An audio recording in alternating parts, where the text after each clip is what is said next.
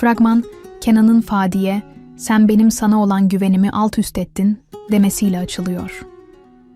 Fadi gözyaşlarıyla yanıt veriyor. "Kenan Bey, ben bu kulübün kapısından girmeden önce bir hiçtim.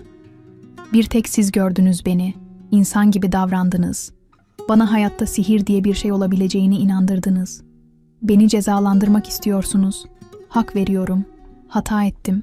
Ama verdiğiniz her şeyi alıp beni o çıktığım çukura geri atıyorsunuz." Kenan, Fadi'nin gözyaşlarını silerek, "Şu dünyada hiçbir şey dışarıdan görüldüğü gibi değildir" diyor. Bu sahne, Kenan'ın Fadi'ye duyduğu hayal kırıklığını ve Fadi'nin ona olan derin bağlılığını ortaya koyuyor. 13. bölümde, Fadi'nin Kenan'a olan hayranlığını ve papatya jestini görmüştük. Kenan'ın gözyaşlarını silmesi, Fadi'ye hala değer verdiğini ama güveninin sarsıldığını gösteriyor. Fadi'nin "çukura geri atıyorsunuz" sözü, onun Kenansız bir hayatı hayal edemediğini vurguluyor. Kenan, Fadi'yi affedecek mi?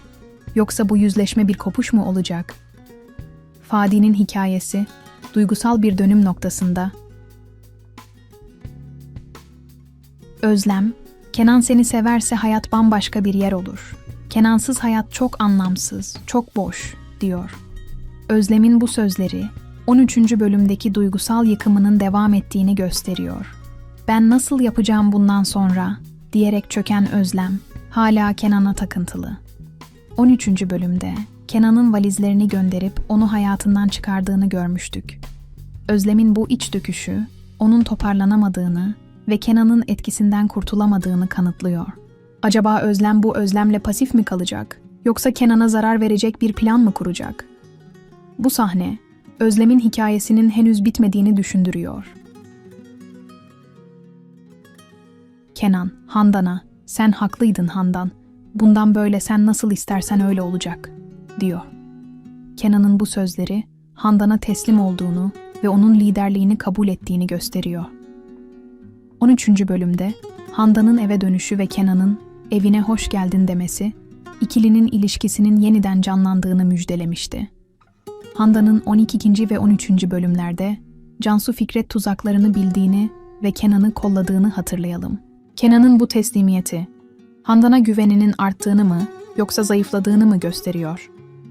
Handan, bu gücü Kenan'ı korumak için mi kullanacak, yoksa kendi ajandası mı devreye girecek? Bu sahne, güç dinamiklerinin değiştiğini hissettiriyor. Fragmanın sonunda Kenan, Handan'a "Evleneceğimiz günü düşün" diyor. Handan, "Gerçekten olacak mı?" diye soruyor. Kenan ise "Evet, bana inan" cevabını veriyor. Bu sahne, Kenan ve Handan'ın ilişkisinde büyük bir adım.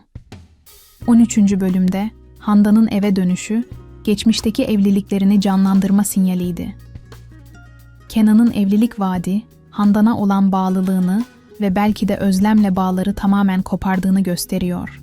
Ancak Handan'ın "gerçekten olacak mı?" sorusu, onun Kenan'a tam güvenmediğini düşündürüyor. Cansu ve Fikret'in planları bu evliliği engelleyebilir mi? Handan'ın stratejik hamleleri mi, yoksa aşk mı kazanacak? Bu sahne, romantizm ve gerilim arasında mükemmel bir denge kuruyor. Kral kaybederse, 14. bölüm fragmanı, Fadi'nin gözyaşları, Özlem'in özlemi ve Kenan Handan'ın evlilik hayaliyle duygu patlaması yaşatıyor.